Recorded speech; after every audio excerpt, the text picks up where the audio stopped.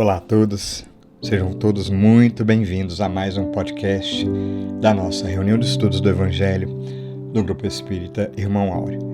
Nessa introdução, eu vou procurar ser o mais breve possível, mas é de muita alegria, porque a gente tem de volta a Simone Gonçalves e que trouxe para a gente a participação especialíssima. Não conhecemos através da voz e conheceremos mais tarde na nossa live da Ellen.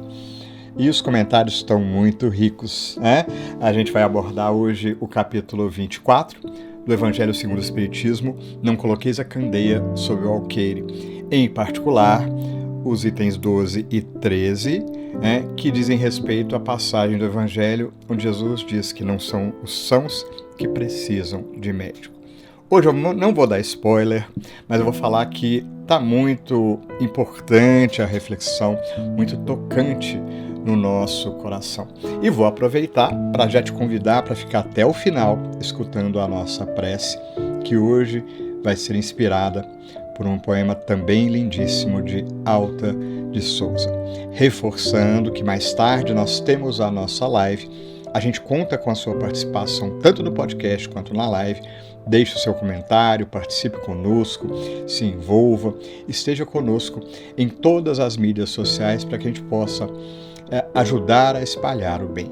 Isso é o que nos move, esse é o princípio de tudo que a gente faz com muito carinho e de coração. Prometi que ia ser breve, então só me resta convidar a todos. Vamos ouvir?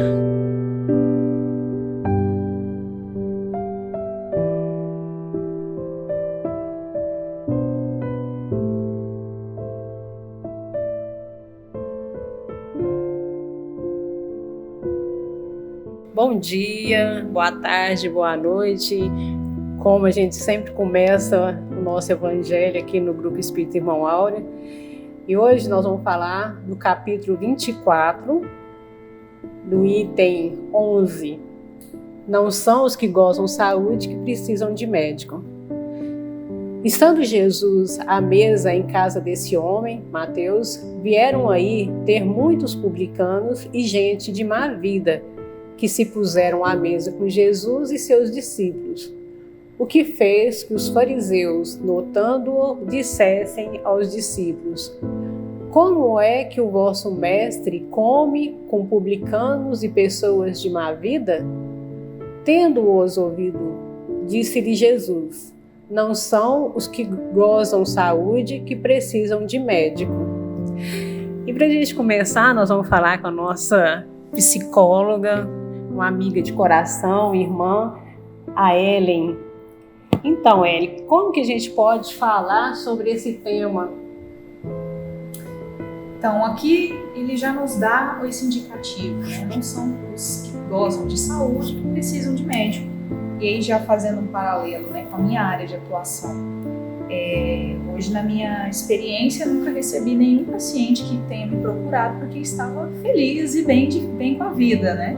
Então, geralmente, o que motiva a busca por atendimento, o que motiva a busca pelo suporte psicológico, geralmente são mesmo situações de sofrimento, dores, traumas. E aí a gente se propõe, então, a fazer esse paralelo de entender qual que é, então, a atuação, né, do psicoterapeuta enquanto profissional e de Jesus enquanto nosso psicoterapeuta. Ellen, vou te pegar agora uma fala do Evangelho da semana passada, que nosso amigo Juninho colocou. Que nós vamos ao psicólogo com um problema e nós voltamos com 10. O que você fala disso, Ellen? Então, pode parecer jogada estratégica de profissional, né, do psicólogo, mas não é. Geralmente a gente costuma dizer que a demanda inicial, o motivo que leva uma pessoa ao atendimento, não é a demanda real, né? Geralmente uma pessoa procura atendimento por, vamos supor, estou tendo um problema com o meu esposo. E aí eu vou buscar terapia, e aí nesse processo eu vou descobrir que eu tenho muitos outros conflitos e que isso é que vai gerar uma repercussão talvez no meu casamento, na minha convivência com o meu esposo. Então, não é que o profissional provoca outros problemas, né, e multiplica os problemas, mas a demanda verdadeira, a demanda real, ela vai aparecendo ao longo do processo terapêutico. Porque o processo terapêutico ele promove o autoconhecimento e ele traz à tona coisas que nem a própria pessoa tinha consciência ainda. Então, muitas vezes a gente aprende a dar nome, né, ou achar um culpado, um responsável pelos nossos problemas, associa aquela questão, pensa, nossa, aqui está, né, a causa de toda a minha dor, todo o meu sofrimento. Mas quando a gente se propõe a sentar e refletir sobre isso, a gente vai vendo que talvez essa causa não seja tão externa. Talvez o responsável por esse sofrimento não seja só aquela outra pessoa, mas eu tenho uma parcela grande de responsabilidade também nesse sofrimento e outros aspectos também que podem estar relacionados. Então, faz parte mesmo desse processo. A gente chega com 1, sai com 10, mas com o objetivo de não eliminar todos os problemas, né? E não sair dali sem nenhum problema, porque isso é impossível, né? A gente sabe que a nossa vida, a dinâmica da nossa vida sempre vai trazer novos desafios. A proposta da terapia não é eliminar os problemas, mas é fazer com que eu tome consciência e aí sim eu tenha domínio e autonomia para lidar com eles. A gente, nessa sua fala, a gente vai parar e pensar um pouco no Salmo 139, que Jesus falava, né? Na verdade, se transformou em música, né? E fala que o Senhor nos conhece, eu sei que tu me sondas. E antes que haja em mim palavra, né? O que a gente pode trazer isso para o nosso dia a dia? Então, nessa frase, né, tão bonita, nessa expressão tão bonita, a gente vê o grande diferencial, né, do Mestre Jesus. No processo terapêutico, há muito que o paciente não diz, há muito que o profissional que está ali precisa ter uma grande bagagem, uma grande experiência para conseguir traduzir, para conseguir interpretar e perceber, né, nos atendimentos.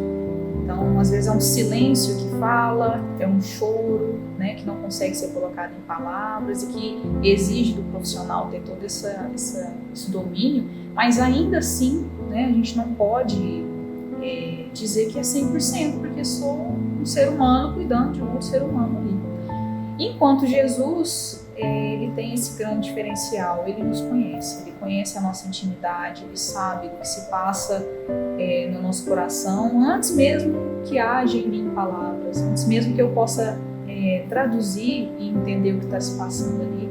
Ele me entende, me compreende, me acolhe, né, para que eu possa depois conseguir lidar com aquilo que está por vir. Pegando o livro Boa Nova, nós temos muitos exemplos desses momentos de Jesus. E um que eu gosto muito é de Jesus com Maria de Magdala. Quando ela chega até Jesus, o que a gente sente, né? Na verdade, ela expressa isso, que Jesus estava ali e era como se ele já aguardasse a sua chegada. Então Jesus, como terapeuta, ele nos aguarda, porque, como você falou, ele nos conhece, ele conhece cada um, mas ele aguarda que nós cheguemos até ele. E acho que até a questão do respeito e de nós também manifestar os nossos medos, os nossos anseios. E Maria de Magdala, justamente essa questão, né? Por ele compreender tão profundamente as pessoas, ela se colocou ali disposta a ouvir o que ele tinha para falar com ela. E ela fala, né, que ela amava daquela forma mundana, mas ela tinha sede do amor. O verdadeiro amor. Exatamente. Nessa vertente a gente percebe o tanto que é importante esse processo do nosso livre-arbítrio, de ter esse momento de escolha, de buscar aquela ajuda, né? Porque ele está sempre ali de braços abertos nos esperando, mas cabe a nós também ter esse primeiro passo. E fazendo um paralelo com a terapia, da mesma forma, se eu quero que o meu irmão faça terapia, mas ele não quer, não é assim que funciona, né? É uma busca individual e tem que partir de um desejo de cada pessoa para que aquele processo realmente funcione. E com o processo também de encontro, de descoberta com Jesus, também da mesma forma. Ele está sempre ali nos dando exemplo e, como eu disse, de braços abertos, mas cabe a nós querermos, né, e usar o nosso livre-arbítrio em busca daquilo. Agora, dentro da psicologia, nós temos o Freud, e ele fala o seguinte: o que o Freud considerava, né? Que a religião Era como uma muleta que as pessoas usavam para lidar com seus sentimentos de desamparo. Então tinha um conflito entre a psicologia e a religião, que a gente percebe que ainda existe esses atritos ainda hoje. O que você tem para falar para nós em relação a isso? Polêmico. Freud sendo polêmico. Então, ele vem trazer uma afirmativa, né, tão chocante num contexto em que, de fato, precisava-se ainda fazer essa distinção. Então, até mesmo para se afirmar enquanto um profissional respeitável no meio acadêmico, esse posicionamento, muitas vezes contra a religião, era um dos pré-requisitos. Então, um cientista que crê em Deus não era uma coisa possível, né? Porque se tornava incoerente. E aí criou-se essa rixa, né? Como se apenas uma fosse a detentora da verdade, ou a religião ou a ciência. E tentando então fazer essa separação do que é certo e do que não é. Então acaba que ele fez essa afirmação num período, num contexto histórico, tentando, né, delimitar uma área de atuação, tentando dar credibilidade, né, e tornar científico uma coisa que até então era sempre associada à possessão, ação demoníaca, por exemplo, né? Quando Freud começa a estudar, ele estuda a histeria, as loucuras, né? Os transtornos psiquiátricos que eram vistos como manifestações do demônio. E aí, para que ele pudesse desmistificar aquilo e trazer um olhar da medicina e colocar aquele sofrimento como uma doença, foi preciso ele fazer essa distinção e romper. Hoje, o que a gente vê é que cada vez mais a ciência tem avançado e feito descobertas que mostram sim, né, e comprovam sim, coisas que até então era mera fantasia religiosa, né? Então a ciência, eu percebo que é inevitável esse encontro entre ciência e religião, de acordo com que a tecnologia, né, e os conhecimentos forem avançando, até que em alguns momentos acontece ainda uma certa mistura, né, como a gente percebe, e é uma coisa que eu gosto de frisar, que essa questão da gente saber separar os territórios de atuação, né, não é fazer terapia dentro do centro, dentro da igreja, assim como não é falar o meu pastor, né, o meu colega é quem vai ser meu terapeuta, né? Cada área de atuação tem o seu propósito, seu domínio, a sua função, né? O que eu busco num profissional de psicologia é uma coisa, o que eu busco de acolhimento na minha casa espírita é outra coisa. Então, vai sim caminhar para esse encontro, é uma coisa que eu percebo. Acho que Freud, talvez hoje, com o avanço, se ele tivesse vivo, né, e tivesse conhecimento hoje dos avanços científicos, talvez ele se posicionaria de forma diferente. Tanto é que tem muitas novas terapias alternativas que estão surgindo que ligam mesmo as duas áreas, que é a questão das terapias alternativas, acupuntura, bioenergética, que trabalham mesmo com esse campo energético, que nós na doutrina espírita chamamos, né, de perispírito, né, do nosso fluido magnético, e lá nas terapias eles vão nomear de outras formas. Então já está acontecendo esse processo de conexão entre as duas áreas. Mas ainda é delicado, a gente ainda tem que ter esse cuidado de respeitar cada um na sua função. Então, Eli, tem duas questões para você. Quando você fala dessa forma, eu fico pensando numa palestra que o Rossandro deu, que ele fala sobre o trabalhador da casa, quando ele adoece emocionalmente ou psicologicamente, que ele não encontra um respaldo na casa espírita por medo, por vergonha ou por achar que não vão permitir que ele continue trabalhando. E ele vai em outra casa buscar esse acolhimento. Porque, gente, como você frisou, a casa espírita ela não é para fazer terapia. Mas a pessoa, essa parte de acolhimento, de sentir-se pertencente, faz parte de uma terapia. Então, esse aqui é o grande ponto delicado, a gente saber separar bem isso, né? Fazer terapia exige um profissional capacitado, exige um ambiente adequado, exige sigilo, comprometimento ético, N características, né? Domínio técnico, né, de um profissional, que muitas vezes não vai ser possível no ambiente religioso. E também exige uma posição neutra do profissional, né? Então, se eu sou a sua colega, trabalho com você aqui na reunião mediúnica, a gente tem um tipo de vínculo, um tipo de trabalho junto ali, isso já compromete a minha atuação neutra, né? Enquanto profissional de psicologia. E da mesma forma também, não posso chegar no meu consultório, né, por eu ser espírita, começar a atender o meu paciente e falar, nossa, acho que você está precisando de um passe. Senta aqui que eu vou te aplicar um passe lá no meu consultório. Jamais eu vou fazer isso, porque aquele ambiente não é energeticamente preparado, simplesmente porque seria extremamente antiético da minha parte também. Então, a gente saber respeitar aqui. Eu posso receber suporte de ambas as partes. Então, se eu busco um fortalecimento espiritual, é lá na casa espírita, sim. Eu tenho que ter receptividade dos meus colegas para poder compartilhar quando eu não estou bem e receber um suporte, orações, visitas para fazer o evangelho no lar na minha casa, esse acolhimento de simplesmente ouvir o que o outro tem para dizer, sem julgamentos, mas também sem querer fazer intervenção terapêutica. Esse aqui é o grande ponto. O acolhimento consiste nessa escuta, uma escuta livre de julgamentos, uma escuta serena, e que não vai implicar que o seu colega, né, que trabalha com você na casa espírita vai ter que dar uma resposta para as suas questões. Não, é um acolhimento com base nesse amor, nessa fraternidade.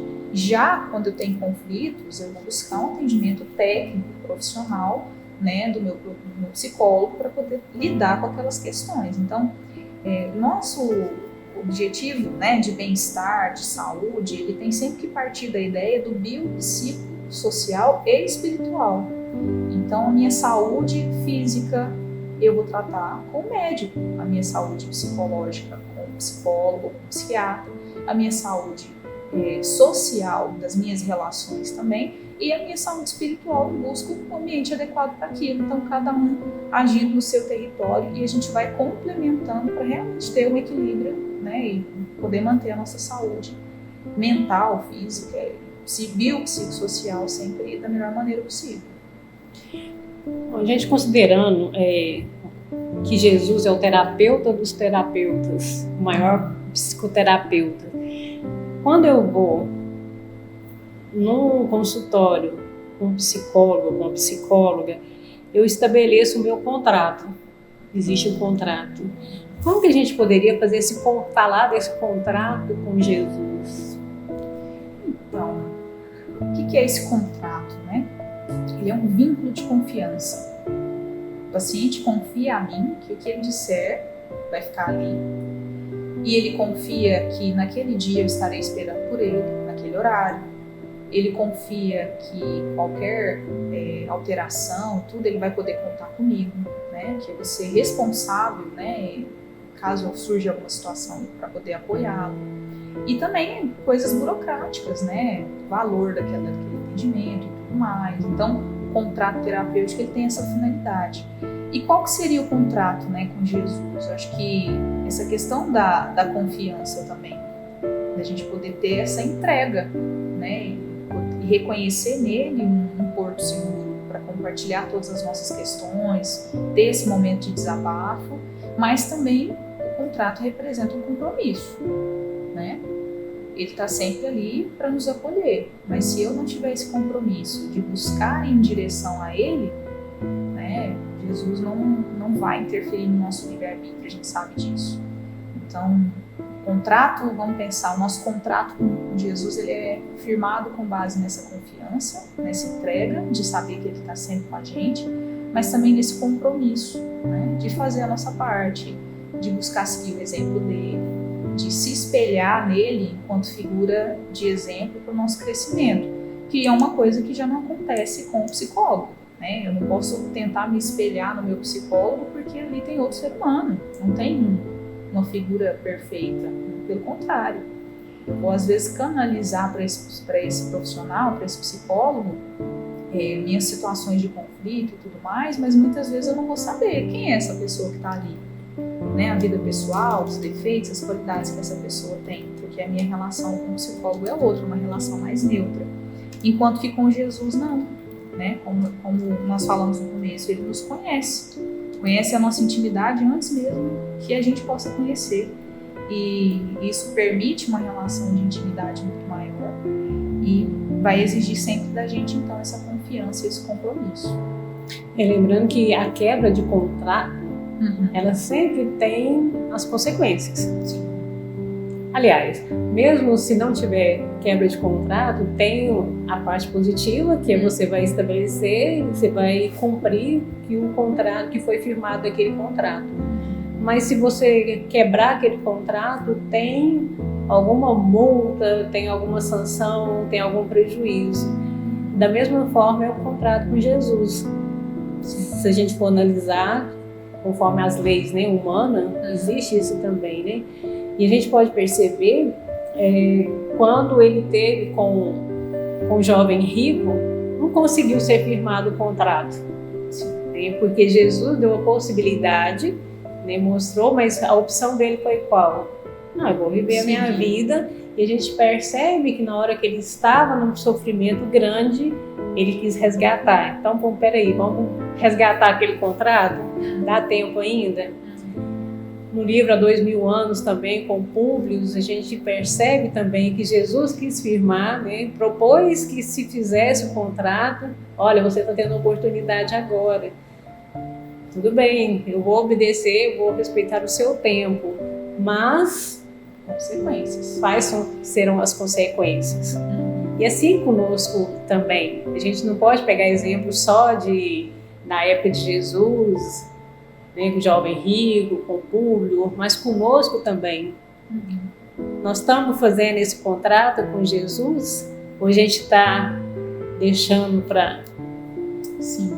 E isso tem um paralelo muito claro com a terapia, né? Aquela coisa do depois eu vou, outro dia eu marco, né? E a gente vai nesse processo adiando, às vezes, o nosso autocuidado, vai adiando esse tempo, essa dedicação que a gente tem que ter com a nossa saúde. E em outras situações também, mesmo o paciente que já está em atendimento, muitas vezes é um papel do profissional saber respeitar o tempo daquele paciente. Muitas vezes o psicólogo, o profissional, vê o paciente repetir uma mesma situação de sofrimento, percebe que está acontecendo uma repetição, mas entende também que exige ali, né, um momento de despertar do próprio paciente, que às vezes ele vai precisar sim tropeçar de novo, passar por outra situação e aí começar um processo de mudança, começar um processo de realmente aplicar, né, mudanças na sua rotina, na sua realidade de vida. Então, vejo muito isso. Às vezes o sofrimento é a grande chave que vira e que promove mudanças na vida das pessoas ainda, né, infelizmente. E aí, da mesma forma que Jesus respeita o nosso livre-arbítrio nas escolhas, no processo terapêutico, a mudança só acontece quando o paciente se dispõe a ela. Então, o psicólogo não vai te dizer o que fazer, né? Não vai te mostrar uma receita. Ele está ali para cooperar e para colaborar no seu processo de tomada de consciência e fornecer ferramentas para que você melhore. Mas essa mudança, esse crescimento, essa melhora só acontece quando o paciente quiser. Você falou ferramentas. Ferramenta, a gente lembra que o psicoterapeuta, ele tem que ser um técnico, tem que usar técnicas. E Jesus foi um exímio técnico. Ele foi um profissional, entre aspas, né? É um exemplo. Ele usava instrumentos, ele usava técnicas que hoje em dia que nós estamos começando a descobrir, a entender que técnicas que ele usava. Uma delas a gente pode falar a questão das parábolas, né? Se a gente for olhar, as parábolas a gente até faz a interpretação dela conforme a nossa própria vivência também. E aí, nesse processo que a gente pensa, né, realmente usar a fábula, a parábola, outros tipos de conteúdo para levar ao entendimento, né, como a gente faz com crianças. Não consigo sentar com uma criança e conversar com ela me contar tudo que está se passando na vida dela, na casa dela, porque a criança não tem linguagem para isso. Então, eu vou precisar usar outras ferramentas para promover aquela comunicação. Que aí é onde entram as histórias, a brincadeira, o lúdico, e até mesmo com o paciente adulto. Muitas vezes eu não posso ser tão incisivo e falar tão na cara, né? olha, está acontecendo isso, por isso. Não é bem assim que funciona, porque às vezes pode existir uma resistência também do paciente em aceitar aquela intervenção. Então a gente adota técnicas e meios para que o próprio paciente chegue àquela conclusão. E aí Jesus fazia isso de uma forma, né, muito bem feita, que ele mostrava tudo muito pelo exemplo. Ele se propunha também a fazer as parábolas e exemplos, né, contar histórias de forma que se aplicasse à realidade daquele contexto também na história. E aí fazia com que o despertar acontecesse de forma gradativa para cada um, né, usando aí a principal técnica, né, que também é muito comum para a terapia, que é a escuta, de ouvir aqueles que o procuravam, de acolher aqueles que estavam em sofrimento. E aí, depois desse acolhimento, né, a gente percebia que estavam todos mais receptivos a ouvir Jesus, o que ele tinha para dizer. Então, tem muito esse paralelo de, às vezes, a gente querer muito fazer uma intervenção, sendo que a maior intervenção de todas, às vezes, é só ouvir. E Jesus fez isso muito bem, né? Está fazendo, né, ainda, porque a gente está descobrindo as coisas ainda, né? Como foi falado, a religião agora que está começando a entender todos esses ensinamentos, e a gente percebe pelas obras até de Joana de Ângeles, né, que vem estudar mais profundamente essa parte, né, da psicologia, os ensinamentos de Jesus. O nosso tempo, infelizmente, está terminando, né, muito rápido, mas eu gostaria que a gente falasse um pouquinho, assim, bem rapidamente. Novamente buscando Rossandro, ele fala que hoje nós somos mais longevos, né? Que nós estamos vivendo mais. Antigamente falava 50 anos, pensava que era tão velho, né? E hoje a gente acha que está novinho, né? Por conta das proporções mesmo, né? Do que foi proporcionado, aliás, né? A tecnologia, a saúde, a alimentação, o bem-estar. Então nós tivemos uma melhor qualidade de vida. Mas em contrapartida, nós vivemos um mundo rápido, e a gente vai buscar também o Zygmunt Bauman, né, que fala que nós vivemos um mundo líquido, que tudo se desfaz no ar, né? E isso nos traz, assim, algumas perturbações. Uma delas é a síndrome de escolhas. Antigamente a gente só tinha 2 pares de calçado, hoje a gente fica quietando de coisa, né?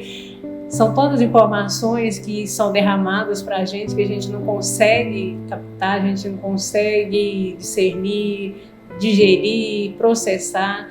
Então nós estamos vivendo um mundo muito rápido. Então essa escolha são coisas assim, que vai perturbando a nossa mente, né? O que a gente pode falar em relação a tudo isso, Ellen? Então, primeiramente, a gente lembrar o seguinte, talvez até desmistificar essa história que a gente ouve no senso comum, né? Mas isso é coisa da sua cabeça. Mas o que é coisa da minha cabeça, né? Como se aquilo não existisse, não fosse real. Então, a primeira coisa que a gente tem que compreender aqui é que todo pensamento é real, porque ele me afeta. Agora, existem pensamentos saudáveis e pensamentos não saudáveis, né? Existem pensamentos lógicos e ilógicos, existem pensamentos que são fantasiosos, doentios e pensamentos que são realistas, né? Mas todos eles existem sim, porque eles me afetam, me impactam, alteram o meu organismo, me adoecem ou me motivam. Então eles têm uma relação direta com o meu bem-estar. E aí quando a gente fala desse mundo que está acelerado, a gente fala justamente do impacto que tem nesse pensamento, né, no ritmo dos nossos pensamentos e como que isso volta para o nosso bem-estar. Então, realmente, hoje a ciência progrediu, avançou e nos permite ter mais qualidade de vida em alguns pontos. Por outro lado, ela também nos adoece, né, colocando tanta ferramenta à disposição que a gente não sabe nem o que usa primeiro, e muitas vezes são ferramentas que vão permitir acesso à informação que a gente nem consegue processar ainda. Então, essa sensação de estou sobrecarregado, estou lotado de informação o tempo todo, né? Um desgaste mental o tempo todo, porque a gente está tentando se equiparar ao ritmo da máquina. Então, por isso que é tão importante a gente saber ter essa percepção dos nossos pensamentos, do ritmo do nosso pensamento, do conteúdo dos nossos pensamentos, né? Como eu tenho dedicado a minha atenção, com o que eu tenho aplicado essa atenção, para não permitir que esse pensamento adoeça, né? Seja nesse ritmo acelerado, seja num pensamento pessimista, que já começa a levar para o lado depressivo, ou pensamentos até mesmo de autodestruição e tudo mais. Então, a gente sempre se policiar e buscar direcionar, né? Porque a gente tem esse controle sobre os nossos pensamentos, né? Para direcionar eles em uma direção mais saudável. E aí é onde entra não só a terapia, mas outras práticas também. Como eu falei, é biopsicossocial e espiritual. Então, é importante eu ocupar, né, a minha energia, a minha atenção, os meus pensamentos com uma atividade física, com conteúdos, né, que vão me promover algum tipo de crescimento, me dedicar a alguma produção manual, porque quando a gente para realizar uma atividade manual, aquilo exige a nossa atenção, então eu vou manter o meu foco ali e vou conseguir dar um descanso para essa mente que está tão acelerada. Então, enquanto eu estou ali costurando, pintando alguma coisa, produzindo alguma coisa, que seja, né, até coisas do cotidiano, e me dedicando a algum tipo de trabalho, eu estou conseguindo direcionar minha mente para aquela atividade e permitindo estar presente naquele momento, que é um dos nossos desafios de hoje. Estar presente no aqui e agora. Não no passado, me remoendo pelas coisas que aconteceram, não no futuro, tentando dar conta de ser alguma coisa ou fazer algo no tempo, mas estar no momento presente, né? Que às vezes é simplesmente se dedicar a uma tarefa por vez e se dedicar a ocupar o seu tempo, manter o seu foco em coisas mais saudáveis. E também mudando essa nova questão que é a atenção parcial constante. Estar conversando com você e ao mesmo tempo no celular, ao mesmo tempo numa tela, ao mesmo tempo na televisão. E também a gente deixa de nos encontrarmos, deixa de dedicar a nós mesmos para ficar navegando em internet, em coisas que não vêm acrescentar no nosso dia a dia, na nossa vida, né? Multitarefas que nunca são sobre o íntimo, são sempre questões externas, né? O trabalho, as redes sociais, sempre conteúdos externos. E aí na nossa agenda, qual é o horário que a gente dedica para fazer uma oração, que seja para ter um momento de autorreflexão, para ter um momento de parar e pensar sobre uma determinada situação que aconteceu um dia, ou até mesmo reservar um dia na sua semana para fazer terapia, que seja, né? Ou no meu momento, na minha casa espírita, ter um momento para sentar com alguém e conversar, né? Fazer esse processo de reforma íntima e dedicar para isso, né? Isso eu percebo que na nossa agenda não cabe muito, então é algo que a gente precisa ter consciência e promover, porque se for esperar que esse tempo surja, a gente sabe que com o ritmo que o mundo está, não vai surgir. Bom, então Jesus é super atual, ele é o nosso psicoterapeuta, ele envolve tudo que a Ellen falou. Nós agradecemos muito a presença da Ellen. Muito obrigada, Ellen. Você sempre estará aqui conosco. Vamos chamar mais vezes. Suas considerações finais? Somente agradecer pela oportunidade. Fiquei muito feliz em poder juntar, né, as duas ciências que eu gosto tanto, né, da psicologia, da minha experiência, mas também com a doutrina. Poder fazer esse paralelo. E serviu também para minha reflexão, né? Para eu ter como exemplo Jesus enquanto esse terapeuta, né? Maravilhoso que ele é. Um abraço para todos, até mais. E para nos sensibilizarmos no nosso momento de prece, convidamos a todos a ouvirmos o poema de Alta de Souza, Prece a Jesus. Sê louvado, Senhor, pela bendita escola da verdade em que a fé por sol se descortina, restaurando de novo a celeste doutrina em que o mundo se eleva e a vida se acrisola. Templo, celeiro, lar, aconchego, oficina, revelação, apoio, entendimento, esmola, tudo que ampara, educa, alivia ou consola, em tudo aqui te exalta a presença divina. Enquanto o mundo chora, anseia, luta e avança, faze de nossa casa um pouso de esperança, na construção do bem à luz que te descerra. Aspiramos contigo a ser, dia a dia, uma forja de paz que trabalha e confia, uma fonte de amor na aspereza da terra. E assim, Jesus, tocados pelo sentimento da poetisa e pelas vibrações sublimes do teu Evangelho, mensagem de amor que trouxestes vivendo entre nós, Jesus, como enviado de Deus, para ser o sublime terapeuta de toda a humanidade. E nessa prece desses instantes, Jesus, rogamos junto a Ti, ao mais alto, para que Ele nos ampare os corações em nossa jornada de crescimento. E qualquer que seja o momento em que cada um de nós se encontre, que não nos esqueçamos do Pai, de amor e de bondade, que Tu nos ensinaste a enxergar. Que não nos esqueçamos dos bons espíritos Teus emissários, que incansavelmente se encontram ao nosso lado, aguardando a nossa disposição para agirem de forma mais efetiva, contribuindo para o nosso equilíbrio e nosso fortalecimento.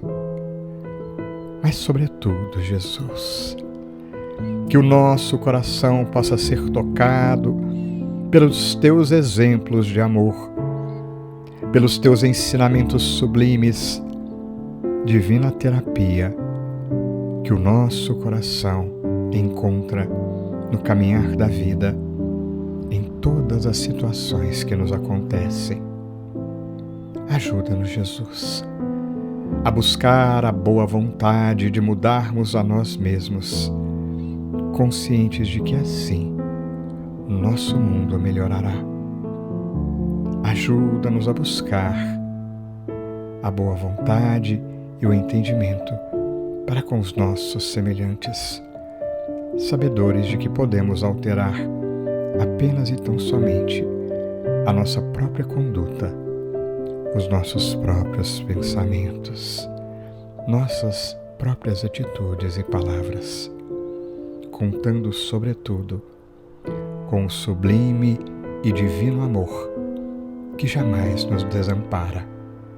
Fortalece-nos o coração, Jesus, para que saibamos perseverar nas atitudes positivas, na busca do bem, entendendo quão devedores somos diante da vida, mas que o Teu amor, espelho do amor de Deus, nosso Pai, sempre nos resgatará, sempre acreditará em nós, como possibilidades de sermos melhores. Graças Te damos por tanto amor, por tanta luz, que assim seja.